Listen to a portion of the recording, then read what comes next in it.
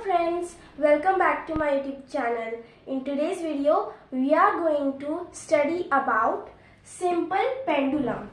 So in it, the subtopics we are going to cover today in this video are its parts, its oscillations, what is oscillations and how to calculate its time period. Okay. So this is our simple pendulums diagram. So first let's study about its part. So this lines, can you see? This is called the rigid support through which the string is connected, and through string this metallic ball is connected. But this metallic ball also has a name, which is the major part of this pendulum. Its name is bob. So this metallic ball is called bob, and this line is called its thread or string. Anything you can say. This is the rigid support. Okay.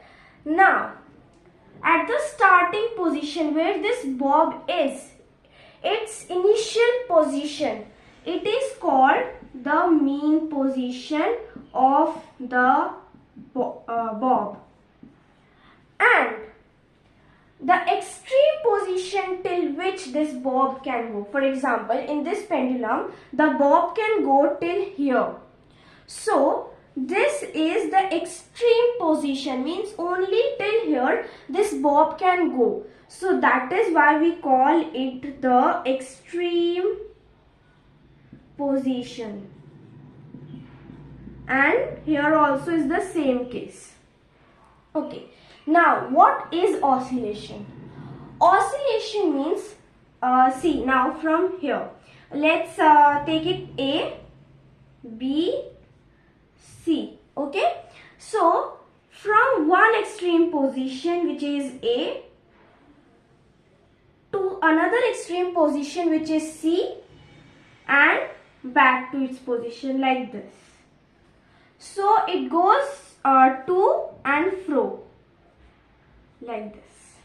So that is oscillation, going from one extreme position to another extreme position and back to the same extreme position.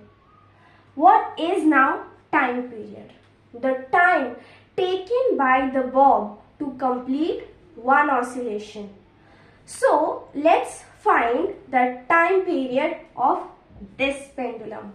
So for example, let's take the number of oscillations as 20, and time to complete this 20 oscillation is 48 seconds.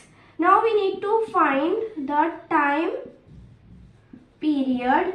So for it we'll do time upon oscillation, which is 48 upon 20, which is 20 2s are 40, 8 remains, decimal 0 is added, and 24s are 80. So it is taking 2.4 seconds to complete one oscillation.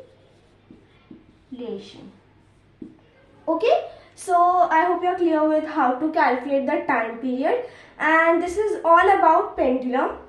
The parts, which is the bob, mean position, extreme position. This is also the extreme position. This is the rigid support. This is the string, and next the oscillation, going from one extreme position to another extreme position and back to the original extreme position. It is like A to C and C to A, like that. This is oscillation, and time period is the time taken by the bob to complete one oscillation. So how to find it?